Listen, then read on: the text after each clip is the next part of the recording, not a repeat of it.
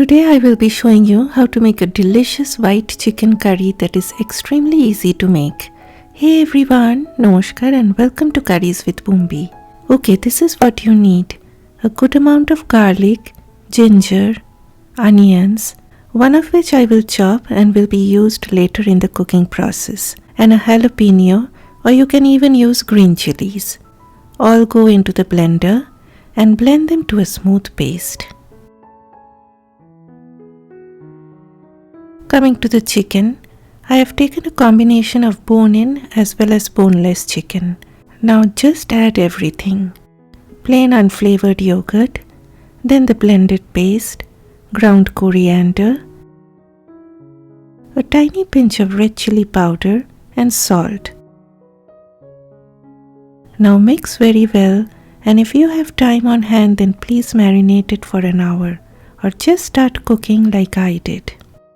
Pan on medium heat, we need 2 tablespoons of oil and a tablespoon of ghee. Anything cooked in ghee is a winner according to me. Here are the whole spices that we need: a dried bay leaf, green cardamoms and a cinnamon stick. Add them to the oil and stir on medium heat till they are fragrant. Then goes in all the chicken along with all the bowl goodness. Just give a brief stir, then lid on and let it simmer on medium-low heat for about 30 minutes. From time to time just uncover, stir and again cover on. While that's happening, again some blender work is required. We need cashew nuts and then some cooking cream mixed with a little bit of water and blend them to a smooth paste. If you're allergic to nuts, then you can even use toasted pumpkin seeds.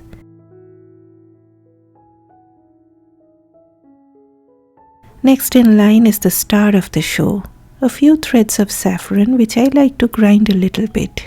And this beauty will join hands with some cooking cream.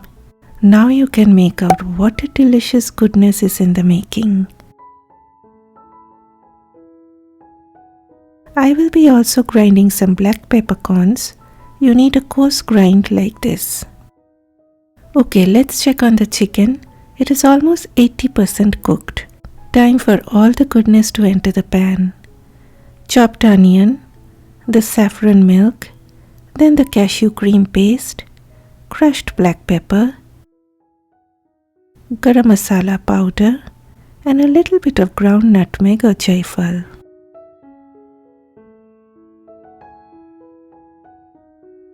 Next, cover it for 15 minutes on low heat or until the chicken turns tender. Remember to give it a stir from time to time to make sure nothing is sticking to the bottom of the pan. 15 minutes done.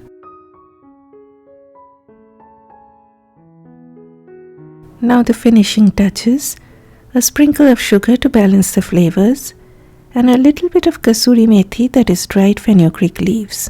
Guys, please do not go overboard with the fenugreek leaves because it has a strong smell. You still should be able to make out that subtle touch of saffron along with the other spices. Finally, I like adding some chopped jalapenos which are totally optional. Then a dash of lemon juice and even some chopped red chillies to make everything look pretty.